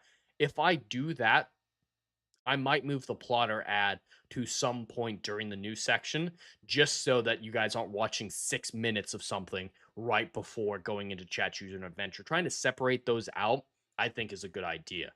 And To mention as well, I have a video coming out tomorrow. It is a video about The Expanse, the best and worst science moments of The Expanse. The link for that is currently up. It will be premiering tomorrow at noon Eastern. After the stream is done, barring Dermy or Adam going live, you will be redirected from Ride or Flight into that premiere, so you can hit that bell notification to be notified when it goes live tomorrow. And I hope you all enjoy that video. I enjoyed making it because I do love The Expanse, even though it went severely downhill the last couple years and the science among the writing and acting went downhill. There's still so much good to talk about that show, and I always enjoy talking about it. Legatus, Adam Family, and What of the Munsters? Oh yeah, she watched them both. She can clarify her thoughts on both, but I know she absolutely did watch both. Dr. Rachel, I want Jed to write a story incorporating all the weird flying circus references we've said, and he writes what he thinks the story is. Ah, damn it. Pen dice. All I want to see how rigged those dice are. All right, well, it seems like enough people are interested, or at least not saying otherwise. So let's dive into the chat choose your own adventure of this stream right after a word from our sponsor, Plotter. This video is sponsored by Plotter. Every writer knows the drill. Staring at a blank page, characters ghosting you mid-plot, timelines unraveling like a bad sweater. That endless loop of what happens next, sucking the joy out of your story. I lived it. Outlines and chaos, competing storylines driving me mad. For the longest time, my notes were thick, blocked-out paragraphs, and my outlines were never-ending bullet points that stretched for more pages than my first drafts. Then I found Plotter, my plotting lifeline. Visual timelines that snap into place, drag and drop scenes to tame the wildest arcs, character sheets that keep everyone on track. It turned my latest novel, a 200,000 word juggernaut with multiple character perspectives and solar systems worth of lore, into an easy to understand, trackable project, complete with a series bible, multi-track storylines, and lore documents that make world building a breeze. And check out their latest feature, a seamless note-taking system for all those story and character ideas that don't have a home yet. Available for free to all users of the Plotter app. For pro users, your notes and files will automatically sync across devices with cloud storage. If you're tired of the plot purgatory, use my link or scan the QR code to get Plotter for life with a single payment of $150. Your epic won't write itself, but with Plotter it'll flow like never before. Link in the description. Let Plotter help you conquer your stories.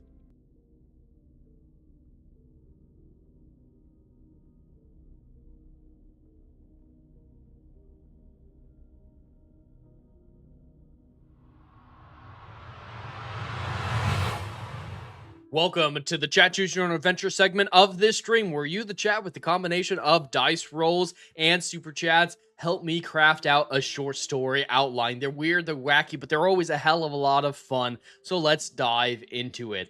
Let me just make sure that the music is working, and it is indeed. Just gonna turn it up a little bit, just to add in a nice little cinematic background to what we're doing here. Dr. Rachel said, oh yeah, already read that one. She also said, I saw the Munsters too, but prefer the Addams Family. Hell yes.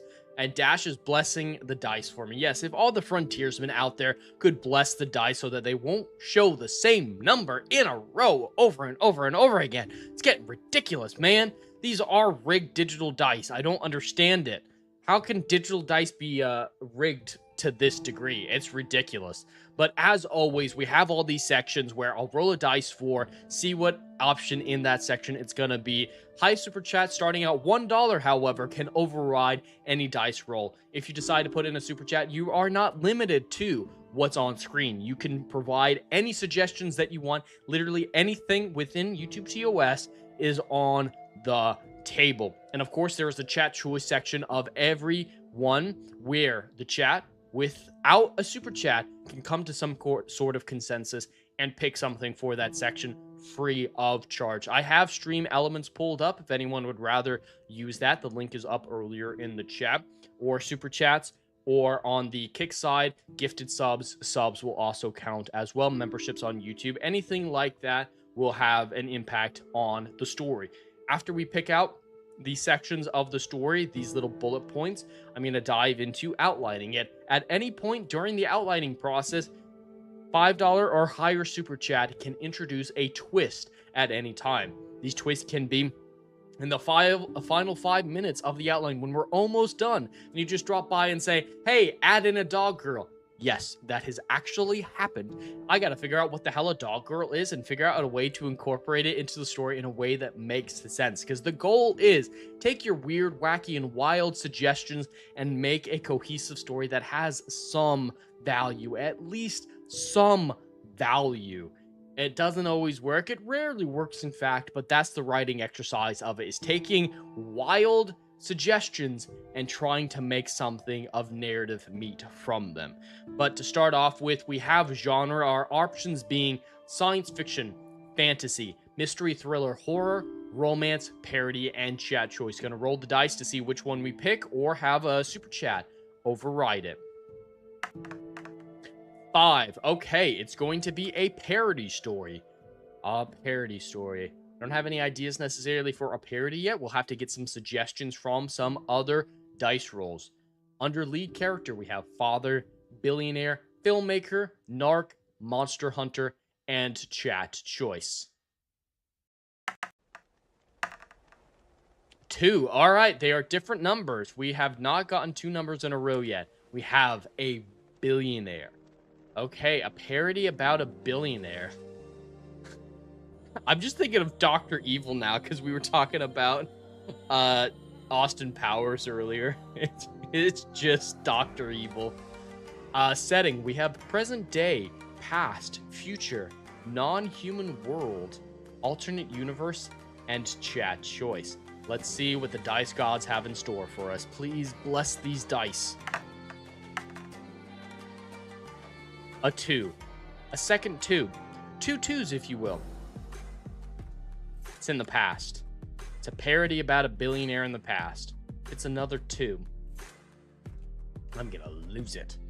For theme or style, we have passing the torch, exploration, grief, catharsis, acceptance, and chat choice. I left on exploration from last week because of how the super chats went. We didn't really use exploration, so I felt good about leaving it for another week. So let's roll again. Deuces, dashes. Yes, it's a deuce.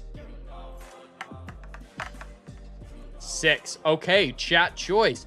You guys in the chat, please start thinking about some suggestions for the theme or style. I'll try to glean some consensus from what you guys put in there. It can be taken from these suggestions here or anything that you guys want. So drop some suggestions in chat and we'll figure out what the theme or style is gonna be. For wild card, next we have nuke, bunny ears, a refrigerator, nails, narwhal, and chat choice. What are we gonna get? What are we gonna get? 5. Another 5. So out of the 6 options we had, yeah, that's a lot of repeats. That is very rigged. Very rigged.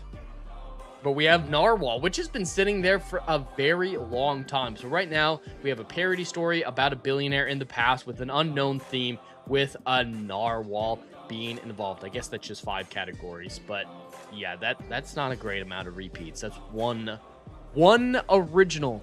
So 2 duplicates and 1 original. That's pretty loaded. That is very loaded. Dr. Rachel said, question, would a parody of a comedy just be straight-laced action story? That's true. Do 2 parodies make a non-parody? Or it is to make it a parody? Or a parody of a parody that parodies parodies? It's a good question. That is a very good question. Dashes, passing the fire. Prometheus. Ooh, passing on the fire. I really like that. I actually love that suggestion, Dash. That's like we get passing on the torch all the time. That's a very generic thing that movies and stories do all the time. But passing on the flame, that focuses it a little bit differently. Passing on the flame of civilization, not passing on the story, not passing on the arc, not passing on the mantle of anything. You're passing on the aspiration of mankind, our potential. You're passing on our potential. I love that. I really do. Dr. Rachel's just talking about the Addams Family movies. All right, if nobody has any other suggestion, we'll go with passing on the fire, Prometheus style. But please drop some suggestions if you have them, or of course, super chats can override that. We have a parody about a billionaire.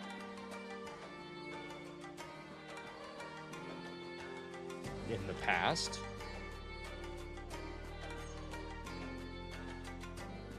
I'll write in the theme or style over there, and Narwhal.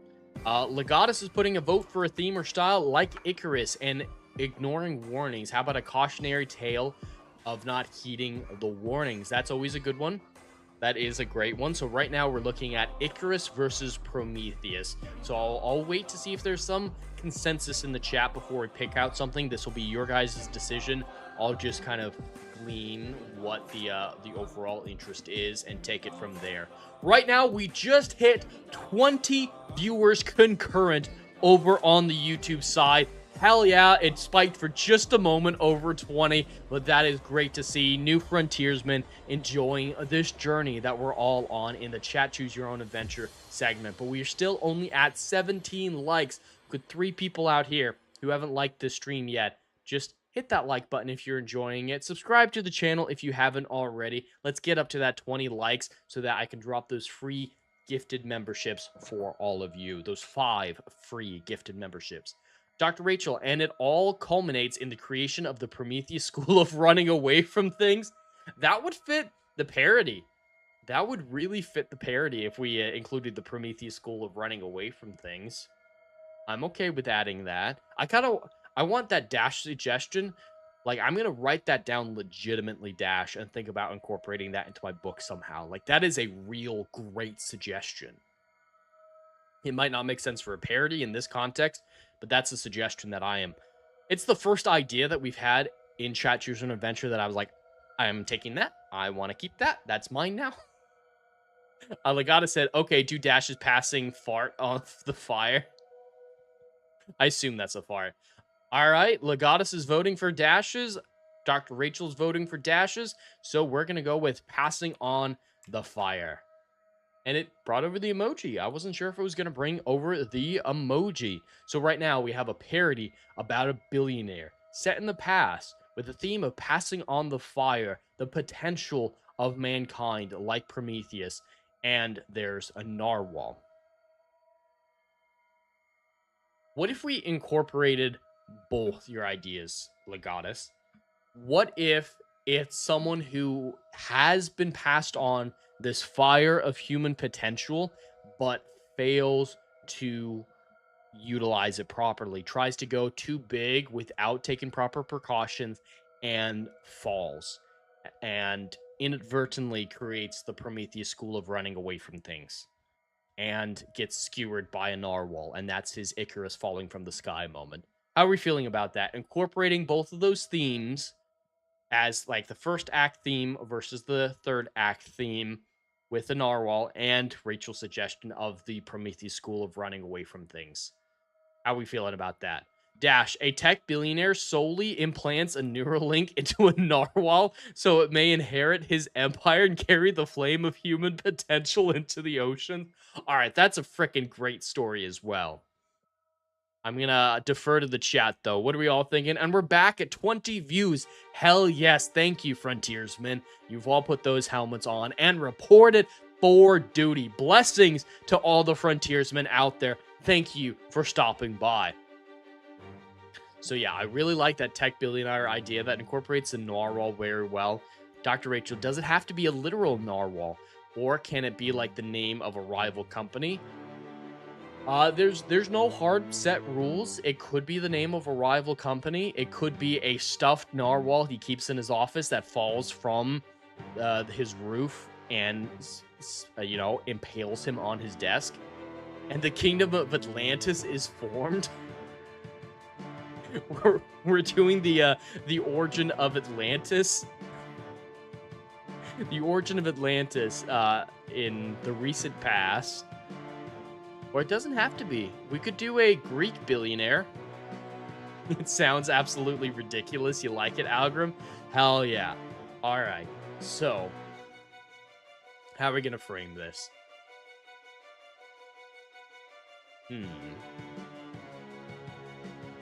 the fact that we're thinking about doing Atlantis, and it's in the past right now. That is the setting that we have, unless the super chat overrides it. So where in the past do we want this? Do we want this to be an ancient Greek king who he would be much closer to the era of Prometheus anyway, and he figures out, in that case, it would be a spell rather than Neuralink, or is it in the near past where Neuralink is still plausible? Dash, or the billionaire bestows the Neuralink upon a narwhal so it can leave Earth and spread the fire of human potential across the stars. I like the idea of forming Atlantis, like the fire of potential, the fire of civilization has to go underwater because everyone's so fucking stupid. And the billionaire, I like the idea of there also, so he does this with a narwhal, but he also has a narwhal stuffed in his office, and maybe his company's called Narwhal as well. That's why he picked a narwhal, and the narwhal falls from his ceiling and impales him on his desk. Atlantis was destroyed by the Philadelphia experiment. Dr. Rachel, origin of Atlantis and Prometheus School? That's insane. Why wasn't this taught in the history classes? If we're going to put it in the past, what if it's a parallel to the Manhattan Project? It's World War II. This billionaire, which back then billionaire was there were no billionaires back then, at least US dollar billionaires at the time. At least I don't think there were. I really don't think there were. But there's a billionaire who's trying to figure out how to beat the German submarines, and that's why he gives this narwhal this chip. And the narwhals create Atlantis in this process, and that fits in with Prometheus as well, because Oppenheimer has been called the American Prometheus. So that works out. How do we feel about the past represented as being a World War II era story? BRB, all right, take it easy, Legatus. So yeah, World War II style story, billionaire,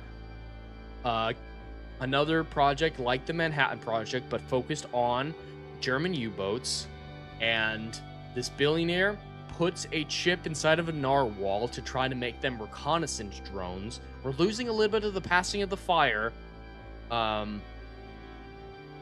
he could be seen as, you know, he'd be an Oppenheimer figure. We'll have this as an alternate past where the Manhattan Project maybe doesn't exist. Who knows? But he's set up as he is so influential and smart that he could birth this new era of human civilization, but he's playing with his narwhal instead. And that could be the Icarus part of it. So he is the heir to human potential, and he squanders it like Icarus. Atlantis is just a narwhal colony, a place as legendary as and elusive as those unicorns of the sea. Yes, absolutely. I like this idea. So if you guys are all right going with this, let's do it. This one's going to be a little bit more tough. So let's do Manhattan Project setup. And then ends with the narwhal being created. U-boat hunting, intelligence spreading among the narwhals. And the guy going a little bit crazy, thinking he can chip up all the animals in the world. Better warn Adam not to play with his narwhal, Algrim says. And it gets out of hand, and the narwhals have become intelligence. They spread this intelligence. They go found Atlantis in chapter 3, and the billionaire tries to reassert control over them, going, I am the modern Prometheus. You will obey me. I carry the flame of civilization. You're wise because I gifted this to you, and whatnot. But in his rage, he jostles the narwhal statue in his office or whatever, and it comes down, skewers him, leaving the narwhals to live out peacefully for the rest of their days. I'm thinking that's a good 3-act story. I think this could work. I think this could really work. All right. Bill. Why not? And I spelled that incorrectly. Of course I did. Because I'm not a billionaire. Alright, billionaire. Modern Prometheus.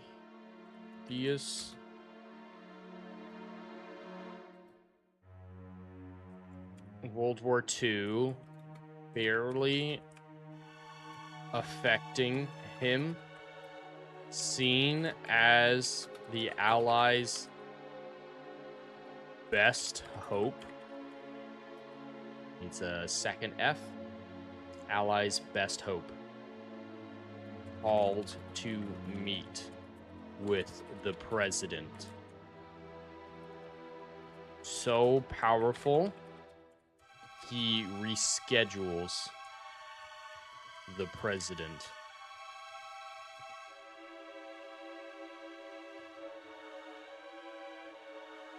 All right. We'll call this just meeting.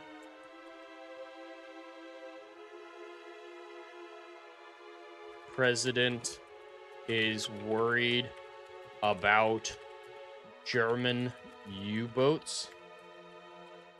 They have complete sea domination. Can't hold on for much longer.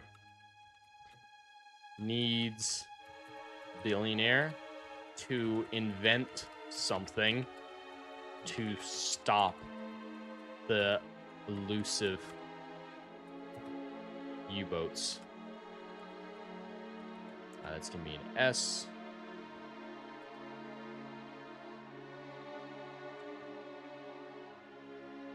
Because of their stealth. Dr. Rachel, I'm picturing Atlantis in The Little Mermaid, but with narwhals, and I'm not hating it. That would be pretty good. All right. Billionaire has an idea. Leaves.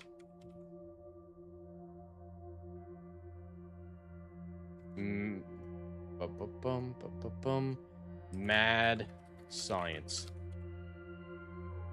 Billionaire works hard, driving his team to invent the first chip. The warriors of the sea, the mascots of his empire, will be brought to heal and serve him.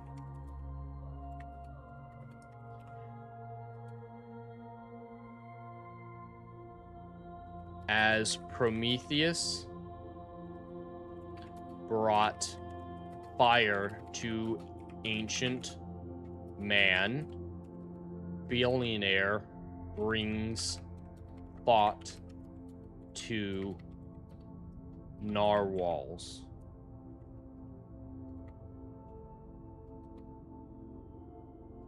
Often stares at stuffed narwhal in his office.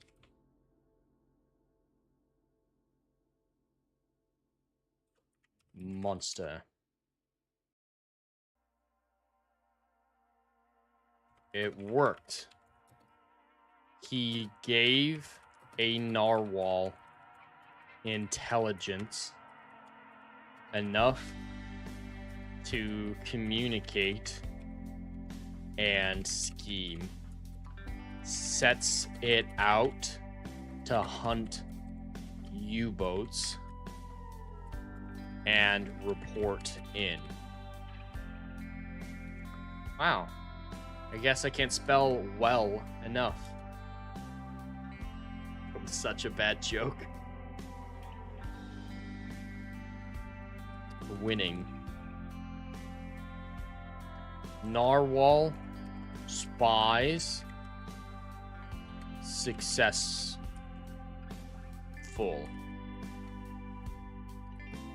Finding U-boats, reporting their positions, and having the Navy wipe them out. In a single month, sea superiority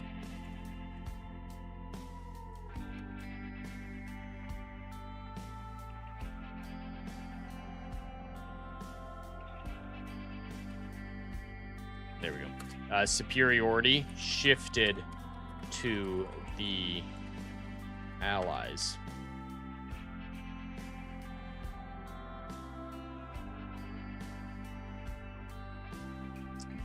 Rebellion.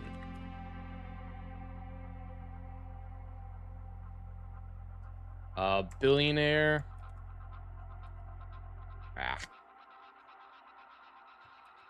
Billionaire losing control over the narwhals. Stop reporting in like they should. Notice them growing in number with new chips made without smelting somehow. Because, yeah, you can't have a fire under the sea. So I'll hand wave that. They aren't appearing when they need to, and U-boats are becoming a threat again. Billionaire must confront the narwhals. The narwhals. All right. First 2 chapters done, and the last one is going to be a relatively smooth one. Confrontation. I'm going to do confrontation, fly too high, and Atlantis. Just to outline a little bit for me. Calls first narwhal to his office, which has a small cave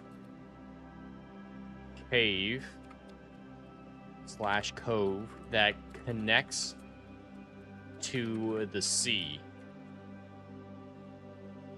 Stares at his narwhal on the ceiling with anger.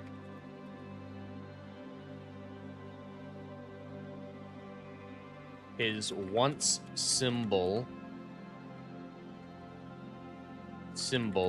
of strength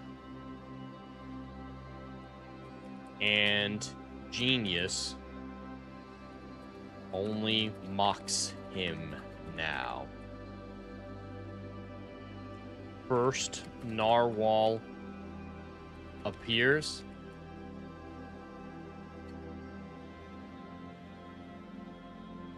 Argue narwhal responsible for his species now, not humans.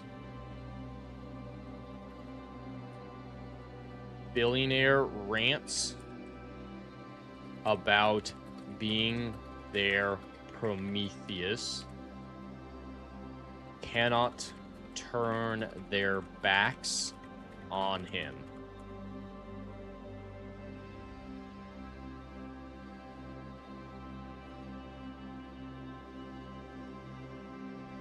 I guess I really have to capitalize Prometheus for it. Fly too high. Billionaire has a device to connect his mind to the narwhal, attempts to take control. The device hadn't been tested and shorts out. The explosion shakes the mounted narwhal from the ceiling, and it dives for the billionaire. Rather than jumping to either side, he runs away from it along its path, creating the Promethean school of running away from things, skewered on his desk. Narwhal watches the corpse, thinking of the irony before leaving.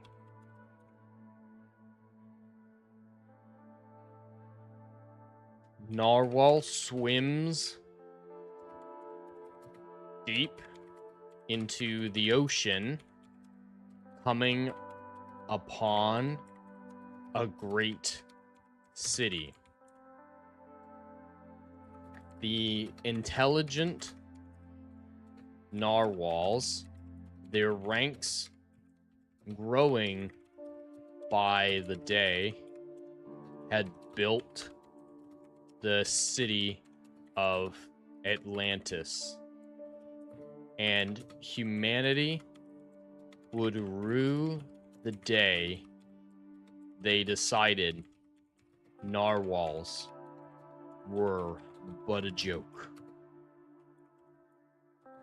And that brings us to the end of this segment. I think we have a nice little story here. If anybody wants to introduce any twist, as always, high super chat starting at $5 can introduce a twist here. But to outline it, we have a billionaire seen as one of the wisest men in human history who's created a narwhal corporation during World War II. He's so rich and powerful that the war barely affects him. Still, he takes the president's call. The president is worried about U-boat superiority in the deeps of the ocean. So he calls upon this new American Prometheus to solve this great problem.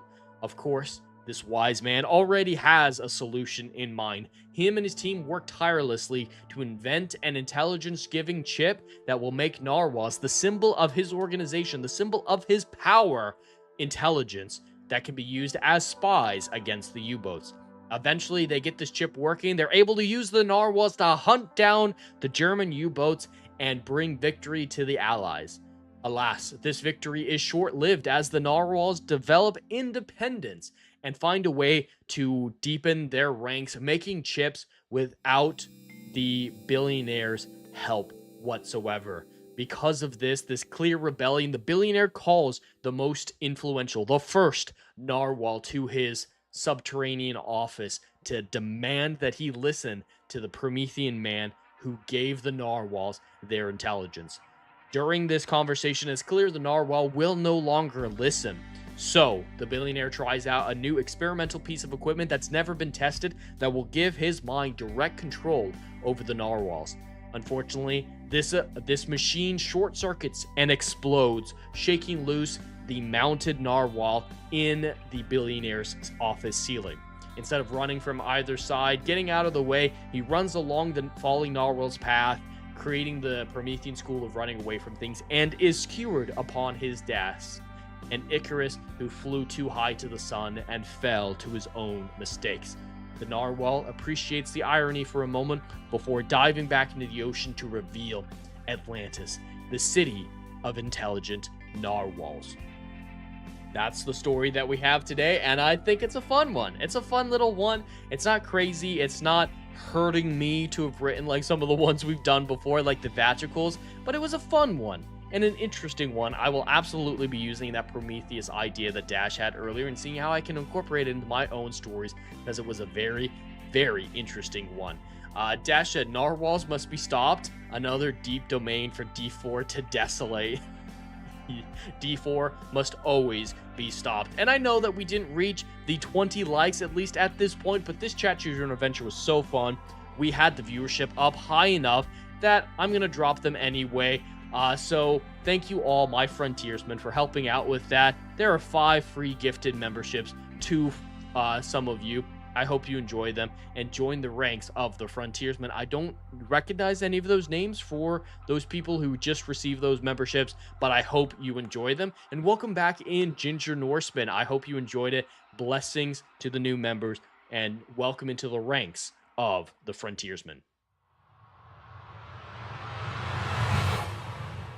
That does bring us to the end of this episode of Rider Flight. Coming up, like I said, I'm going to be playing some Pragmata whenever I get a chance. I don't know what the plan is for drive-in or roundtable this weekend, so I might be playing Pragmata instead of those streams like I did last weekend.